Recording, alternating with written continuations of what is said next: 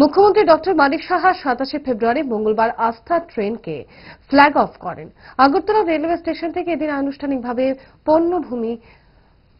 পুণ্যভূমি অযোধ্যার উদ্দেশ্যে এই ট্রেন যাত্রা করেছে। 13 শতাধিক পুণ্যার্থী যাচ্ছেন এই যাত্রায়। মুখ্যমন্ত্রী ছাড়াও উপস্থিত ছিলেন বিজেপির রাজ্য সভাপতি রাজীব ভট্টাচার্য, নলছড়ের বিধায়ক কিশোর বর্মন এবং বক্সনগরের তফাজ্জল হোসেন। মুখ্যমন্ত্রী অনুষ্ঠানের সূচনা করে বলেন, এর পরবর্তী যাত্রায় অযোধ্যার উদ্দেশ্যে আমবাসা থেকে চতুর্থ ট্রেনটি যাবে। রাজ্যের মুখ্যমন্ত্রী সহ সকল মন্ত্রীগণ অযোধ্যা যাওয়ার জন্য ডাক পেয়েছে। তিনি ইঙ্গিত দিয়েছেন, মার্চ মাসের প্রথম সপ্তাহের দিকে রাজ্য মন্ত্রিসভার সদস্যরা অযোধ্যা যাওয়ার ইচ্ছে এবং আকাঙ্ক্ষা রাখে।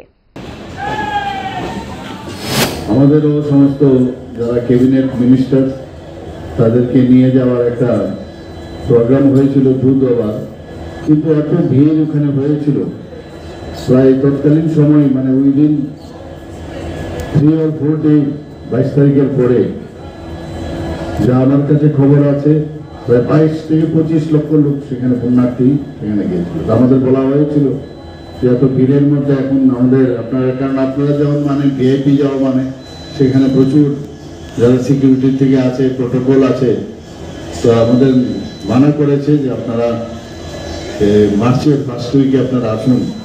আমরাও যাব, কারণ এটা একটা বিরাট ইচ্ছা, আমাদের মনের একটা আকাঙ্ক্ষা যে ওখানে যাওয়া।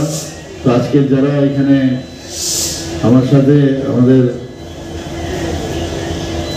ভারতীয় জনতা পার্টি ত্রিপুরা প্রদেশের মাননীয় সভাপতি এসে গেছেন শ্রী রাজীব ভট্টাচার্য মহোদয়, এবং আমাদের সাথে নলছড়ের মাননীয় বিধায়ক এখানে উপস্থিত আছেন শ্রী কিশোর বর্মন মহোদয়, তফাজ্জল হোসেন যিনি বক্সনগর বিধানসভার মাননীয় বিধায়ক, উনিও আমাদের মাঝে উপস্থিত আছেন, এবং আমাদের মাঝে রেলের আধিকারিক লামডিং ডিভিশনের ওখানে উপস্থিত আছেন, এবং আমার এখানে যারা অন্যান্য সুদীপবৃন্দরা এখানে উপস্থিত আছেন, সবাইকে আমি হার্দিক অভিনন্দন শুভেচ্ছা জানাচ্ছি। আর পাশাপাশি এই ট্রেন এখান থেকে অযোধ্যা যাবে, এবং যারা দর্শনার্থীরা যাচ্ছেন, পুণ্যার্থীরা যাচ্ছেন, তাদের এই যাত্রা শুভ হোক এবং ত্রিপুরার মঙ্গল কামনা করার জন্য, এবং ভগবান শ্রীরামচন্দ্রের আশীর্বাদ নিয়ে ত্রিপুরাতে আসুক।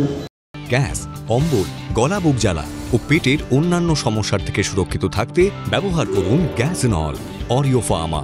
5 দশক ধরে মানুষের ভরসা।